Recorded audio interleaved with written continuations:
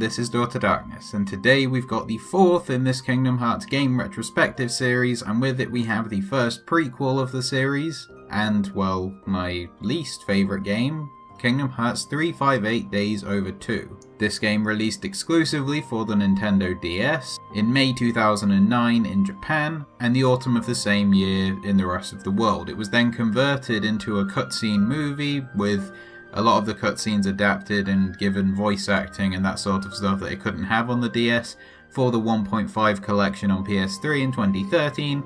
That version again was released in 2017 as part of 1.5 plus 2.5 on the PS4. That even received a piece of free DLC. The first actual piece of DLC released for the Kingdom Hearts series was for 358 Days Over 2, adding in a battle scene between two of the final boss cutscenes. So, after the release of Kingdom Hearts 2, which had been another success, development was kind of shifted around quite a lot for Kingdom Hearts. The team that had developed both numbered entries had been moved on to Final Fantasy Versus 13, and, well, we all know how that went.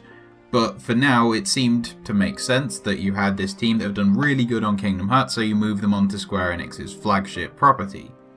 However, this meant that there was a bit of a black hole as far as Kingdom Hearts development is concerned, so before even entertaining any notions of making a sequel to Kingdom Hearts 3, Nomura decided that he had three backstories that he wanted to tell first. The first was the origins of Xehanort, the villain of Kingdom Hearts 1 and 2. The other was Mickey's time in the Realm of Darkness during Kingdom Hearts 1, and then the third, which this game was about Roxas's time in Organization 13. The game was announced at TGS 2007 alongside Birth by Sleep and Kingdom Hearts Coded. That's the original Coded, the one on mobile, not the DS game. And development was moved largely out of house as Chain of Memories had been developed by Jupiter. This game was developed by another developer called Hand. That's H.A.N.D. They specialised in handheld games, and they were given the role of trying to, as best as possible, recreate the gameplay of Kingdom Hearts 1 and 2 on the DS. The main brief from a story standpoint was that they needed to give a reason why Roxas would abandon Organization 13 and set up the events of Kingdom Hearts 2. So, as a rather over-the-top way of explaining this, they decided to create a brand new character called Xion, who was a puppet replica of Sora's memories and all that kind of stuff. She would be connected to Roxas and would become friends with him, and she would ultimately be the reason he leaves. As for me, I bought a DS in the summer of 2009. Not because of this game, just generally because I wanted a DS. But then I saw that there was going to be a Kingdom Hearts game for the DS, and I asked for it for Christmas. So, on the third anniversary of playing Kingdom Hearts 2, I got Kingdom Hearts 358 Days Over 2. I can't really remember that much of my first experience of Days, to be honest. It kind of, I don't know if I'm repressing it or something, but one thing I can remember was going to my great auntie's house, and we were there like for the whole afternoon, and I was on my DS playing Days. I think I was on Ruler of the Sky, and I was there for like half an hour without even dying, and it was that point when I was like, yeah, I don't really like this game very much.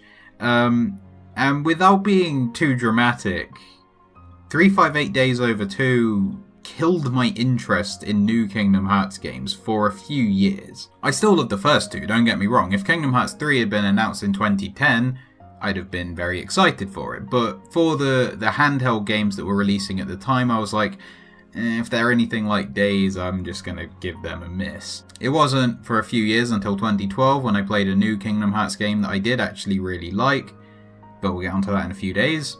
The legacy of Days, from my perspective then, is one of destruction. It is the reason that I didn't buy a PSP to play Birth by Sleep when it released, and that kind of thing. I've tried the game a few times. I've tried to see positives in it as much as possible. But just with the way everything's set up, I will go as far as to say that 358 Days Over 2 is the only Kingdom Hearts game that is outright bad as a game. So talking about the actual game, I'm going to start on a somewhat positive note. The brief was to recreate the gameplay of Kingdom Hearts 1 and 2 on the DS, and they did about as respectable a job as you could expect. It feels a little bit stiffer, a little bit clunkier, and honestly a little bit floatier. Not nearly as bad as some games we'll get to, but it's certainly not as good as and tight as Kingdom Hearts 2. For the most part though, it's alright. The game's fairly responsive. It feels like, Roxas is doing what you're telling him to do. It's not... You're not out of control or anything. Performance does struggle at times. I find especially when your party members are using their limit breaks, it can kind of go at about 2 frames per second and that kind of thing.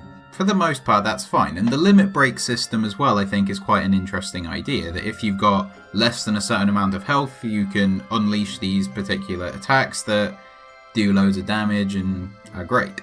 But as far as positive goes, that's about it. That combat being alright is all well and good at the start of the game, when you're mostly recycling enemies from the first 2 Kingdom Hearts games. It's when Days starts introducing its own enemies that you start to see the cracks. It's never going to be as fluid as a PS2 game, but when it's already a little bit stiff and clunky, having enemies that are really good at getting out of the way from your attacks just lead to a really frustrating experience, and for all the wrong reasons. The worst example of this is the Emerald Serenade, who pops up a few times, and this thing just basically runs around at huge speed. It doesn't really run, it's one of the magic Heartless, it flies, but it just goes around the entire map really quickly.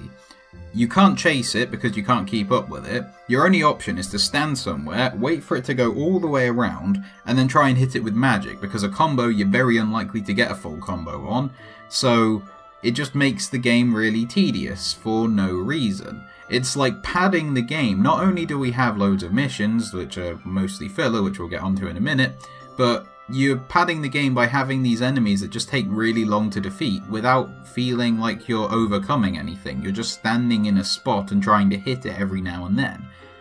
But that's nothing compared to some of the boss fights, and the 2 probably most infamous ones are Leechgrave and Ruler of the Sky. Now I can say I've played the game recently.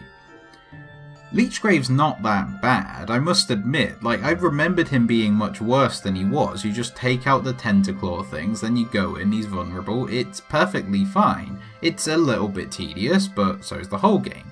I think Leechgrave is mostly fine. Ruler of the Sky, on the other hand, is awful. It's the most tedious and dull thing I've ever played in my life. It's just flying away from you way too quickly. It's like an Emerald Serenade on steroids that can just one-hit KO you. Not fun. Now, bad boss fights is absolutely not something that's only in this game. In fact, it's going to be a bit of a running theme for the next few videos. But having something like this, where you can only deal very small, infrequent damages, it just is just tedious for the sake of being tedious. It doesn't really add anything. It's not an enjoyable challenge. One thing you can fall back on a lot of the time is magic, which is unfortunately the greatest victim of the really bizarre progression system that this game has. Rather than just having you level up and then you have AP to equip abilities, you unlock magic, you use MP to use it, instead you've got this panel system where you've kind of got to assemble like a jigsaw puzzle of all your different level ups, weapons, magic and all that kind of stuff on a single kind of board. To some extent this is okay, and I don't mind it when you're doing that for like inventory space, even though the inventory itself is silly. Like level doublers is an interesting idea, and weapons and adding extra things onto your weapons and stuff I think is fine, but where it falls short is with magic. Because if you equip one fire panel, you can use fire once. And that's just is just really, really, really stupid. Why would you limit magic in this way when the first 2 games, especially the second one, had a perfectly working MP system? Would it really have hurt the game that much to just add an MP bar? I don't think so, but whatever. This is all wrapped up in a mission structure that takes all of the joy that you might have had in Kingdom Hearts 1 and 2 from visiting worlds, because instead of going, okay, we're going to go to Beast Castle, let's go to Beast Castle. No, you go to Beast Castle, you visit 2 rooms, fight a couple of Heartless, go back, come back, then you've got to look at walls and talk with Zaldin about it. You've got to like do some random really bad stealth sections trying to avoid people watching you. It's just, you just revert onto a handful of formats. Basically every mission is one of collect hearts by defeating Heartless, beat a specific Heartless, collect organization emblems, recon missions where you just look at walls and destroy shadow globs. That's basically the whole game. You just do that over and over again in different settings. There are some fun interactions, like especially in Halloween Town, I feel like in this game, where like Lock, Shock and Barrel are throwing bombs at Roxas's face, and then Jack uses Roxas as the inspiration for his scarecrow at Halloween. That's kind of a fun thing, but those kind of things are few and far between.